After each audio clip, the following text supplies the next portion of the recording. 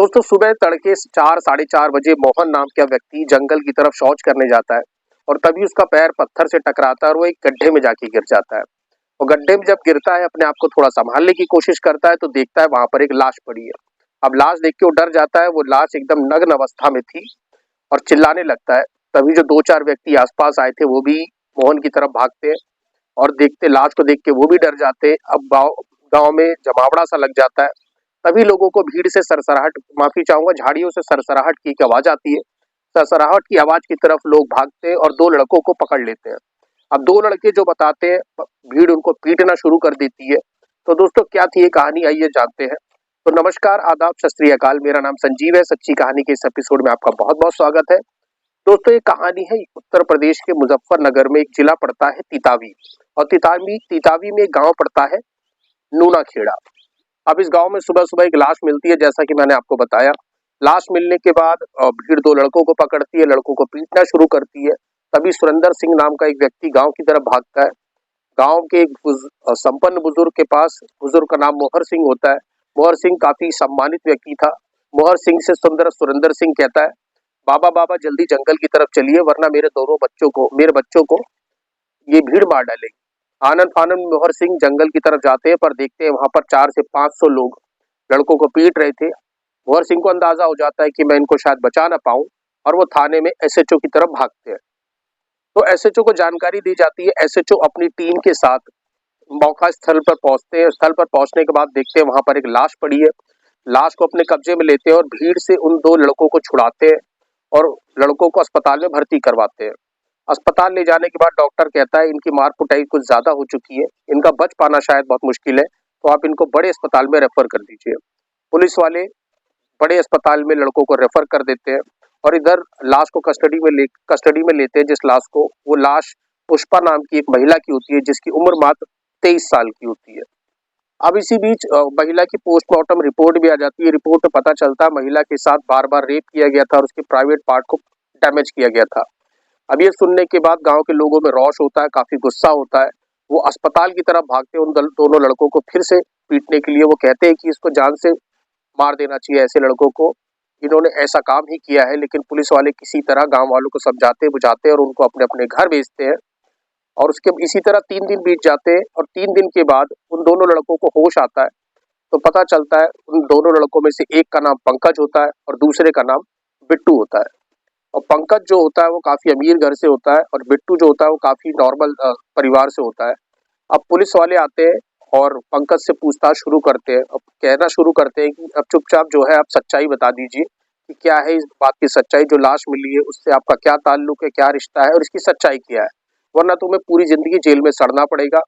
पंकज डर जाता है और पुलिस वालों को एक कहानी सुनाता है। और जो कहानी सुनने के बाद पुलिस वालों के पैरों तले जमीन खिसक जाती है। अब पंकज बताता है, जब मैं 12 साल की उम्र का था तब मेरी माता जी जो थी वो किसी और के साथ, गांव के एक व्यक्ति के साथ कहीं भाग गई थी। अब तब से ही हम तीनों अकेले रह रहे थे। तीनों से मतलब मेरा ये कहना है कि एक तो पंकज के पिताजी सुरेंद्र सिंह और सुरेंद्र सिंह के पिताजी मोहर सिंह, यानी पंकज के बाबा जी। अब इसी तरह वक्त गुजर रहा था, पंकज की परवरिश बहुत अच्छे से हो रही थी क्योंकि काफी अच्छे संपन्न परिवार से था। तो एक बार मोहर सिंह सुरेंद्र जी से कहते हैं कि भैया ऐसा है कि कब तक हम घर पे यूं ही खाना बनाते रहेंगे, अब तुम शादी कर लो। पिताजी उसके शादी करना नहीं चाहते थे पंकज के, लेकिन मोहर सिंह के मनाने के बाद वो शादी करने के लिए तैयार हो जाते हैं और उनकी शादी पुष्पा नामक एक लड़की से हो जाती है जो कि बहुत दिखने में काफी सुंदर थी और गांव में वो चर्चा का एक विषय थी। अब चर्चा का मैं विषय इसलिए बता रहा हूँ क्योंकि सुरेंद्र सिंह के जो बेटे थे यानी पंकज, उसकी उम्र 19 साल की थी और पुष्पा की उम्र मात्र 22-23 साल की थी। अब यानी पंकज से वो मात्र 3 साल बड़ी थी, लेकिन पंकज को अब उसको माँ कहकर बुलाना था।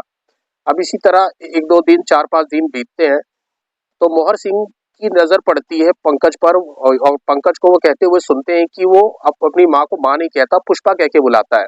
कहता पुष्पा खाना दे दो, पुष्पा दूध दे दो, इस तरह के शब्द बोलता है। तो मोहर सिंह पंकज को अपने पास बुलाते हैं और कहते हैं कि पंकज बेटे, ये तुम्हारी माँ है, इसको माँ करके कहकर बुलाया करो। और समझा बुझा के उसको कहते हैं आज से इसको माँ बोलना। फिर एक दिन वो देखते हैं कि पंकज जो है पुष्पा को माँ नहीं कहता, बार बार पुष्पा ही कह के बुलाता है। एक बार फिर वो पंकज के बाबा यानी मोहर सिंह पंकज को बुलाते हैं, फिर समझाते हैं, लेकिन पंकज मानता नहीं।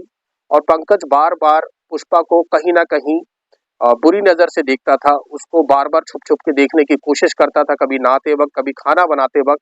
कहने का मतलब उसकी अपनी सौतेली माँ पर ही बहुत ही गंदी नज़र थी।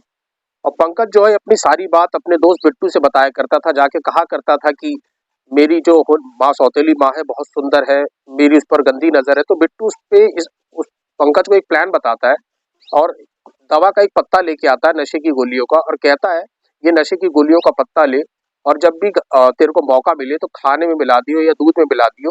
जब सब इसे खा लेंगे तो सब नींद से सो जाएंगे या आधी बेहोशी की हालत में पड़े रहेंगे, तब तेरा काम हो जाएगा। तो पंकज उससे दवाई का एक पत्ता लेता है और घर पर आ जाता है। अब पंकज इंतजार करने लगता है कब उसके पिताजी रात में घर पर ना आए। तो एक दिन उसके पास मौका मिल जाता है। पंकज के पिताजी अपनी मिल पर जाते हैं किसी काम के सिलसिले में और रात को उनको घर वापस नहीं आना था। तो पंकज मौका पाकर दूध में 10 गोलियां मिला देता है। अब वो दूध पुष्पा पी लेती है और मोहर सिंह पी लेते हैं और दोनों गहरी नींद में सो जाते हैं। बिट्टू को मौका मिलता है, वो पुष्पा के रूम में जाता है, पुष्पा को जगाने की कोशिश करता है लेकिन पुष्पा जागती नहीं है और वो बहुत तेज हंसने लगता है। और इसी के साथ ही वो बाहर जाता है, अपने दोस्त बिट्टू को बताता है कि मैंने दवा दे दी है और पुष्पा जो है बहुत ही गहरी नींद में सो रही है। तो बिट्टू उसको कहता है कि घर में ये सब काम ठीक नहीं, तू एक काम कर, पुष्पा को उठा और जंगल की तरफ लेकर आ जा। तो पंकज बिल्कुल सेम काम करता है, उसको अपने कंधे पर लादता है और घर से 100 से 150 मीटर दूरी घना एक जंगल था, उस जंगल में लेकर चला जाता है।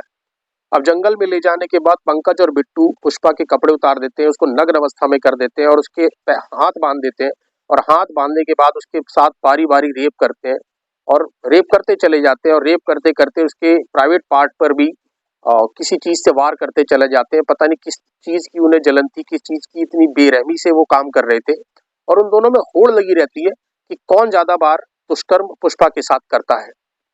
अब अचानक पुष्पा की आँख खुल जाती है और वो देखती है कि वो एक जंगल में पड़ी है और उसके साथ कोई रेप करने की कोशिश कर रहा है। अब वो देख जाती है कि पंकज है, पंकज का दोस्त है, लेकिन वो चिल्लाने की कोशिश करती है, तभी पंकज उसके मुँह में उसी का एक दुपट्टा मुँह में ठूँस देता है और उसका मुँह दबा के उसके साथ रेप करना शुरू करता है। इसी तरह बिट्टू भी यही काम करता है। अब थोड़ी देर बाद पुष्पा एकदम शांत हो जाती है। अब बिट्टू और पंकज जब पुष्पा को हिलाने की कोशिश करते हैं तो देखते हैं उसकी मौत हो चुकी है। शायद उसका दम घुटने की वजह से मौत हो गई थी। जिस तरह से उन पुष्पा के मुँह पर वो हाथ लगा के उसके साथ दुष्कर्म कर रहे थे। अब वो दोनों डर जाते हैं और डरने के बाद घर की तरफ भागते हैं जहाँ से पंकज एक फावड़ा लेकर आता है। अब बिट्टू और पंकज मिलके फावड़े से वहां पर एक गड्ढा करते हैं, गड्ढे में लाश को डालते हैं, बिल्कुल नग्न अवस्था में डालते हैं। अब इसी बीच वो भूल जाते हैं कि इसके कपड़े तो इधर उधर छूट गए होंगे, पर ये रात के 10 बजे पुष्पा को वहां लेकर लेकर आए थे। अब सुबह के 3-4 बज चुके थे और कपड़े ढूंढने में लग जाते हैं कि कहीं कपड़े से कोई पता ना लगा ले कि ये पुष्पा है। अब वो कपड़े ढूंढते रहते हैं लेकिन अंधेरे में भूल जाते हैं कपड़े कहाँ थे। अब जैसा कि मैंने आपको बताया कि अब सुबह 4 साढ़े 4 बज जाते हैं। सुबह एक मोहन नाम का व्यक्ति जंगल में शौच करने आता है और वो गड्ढे में गिर जाता है जहाँ पर उसको ये लाश मिलती है और उसके बाद भीड़ जमा होती है और सरसराहट में इन दोनों लड़कों को पकड़ा जाता है। आगे की कहानी मैं आपको बता चुका हूँ कि पंकज ने क्या-क्या बताया, ये पंकज की मुँह ज़बानी थी। तो दोस्तों, आज की दुनिया में भी ऐसे इंसान रहते हैं, मैं माफ़ी चाहूँगा, उसको इंसान तो नहीं बोला जाएगा, ऐसे लड़कों को जानवर ही कह सकते हैं या आप या भेड़िया ही कह सकते हैं कि जो माँ जैसे रिश्ते को उन्होंने तार-तार कर दिया। माँ और बेटे का रिश्ता जो होता है एक पवित्र बंधन होता है, लेकिन पंकज ने अपनी माँ के साथ इस रिश्ते को बिल्कुल तार-तार कर दिया, जो कि बिल्कुल एक्सेप्टेबल नहीं है। मैं चाहूँगा पंकज को बहुत सख्त से सख्त सज़ा दी जाए, साथ में बिट्टू को भी। अभी वो दोनों पुलिस की कस्टडी में है और इनके ऊपर केस चल रहा है। फिलहाल मौजूदा हाल में वो अभी जेल में ही मौजूद है और ये कहानी बहुत ही चर्चा का विषय है मुजफ्फरनगर में। अगर आप कभी जाएँ, वहाँ पर इस केस के बारे में अगर आप पूछेंगे, तो बच्चा-बच्चा अब इसकी हकीकत आपको बता देगा। तो दोस्तों, ये थी छोटी-सी कहानी मुजफ्फरनगर की। तो इसी तरह की कहानियाँ मैं आपके लिए लेकर आता रहता हूँ। अगर कहानी आपको कैसी लगी, आप मुझे कमेंट बॉक्स में कमेंट करके ज़रूर बताइएगा। तब तक के लिए मुझे संजीव को सच्ची कहानी के इस 22वें एपिसोड से विदा दीजिएगा। नमस्कार।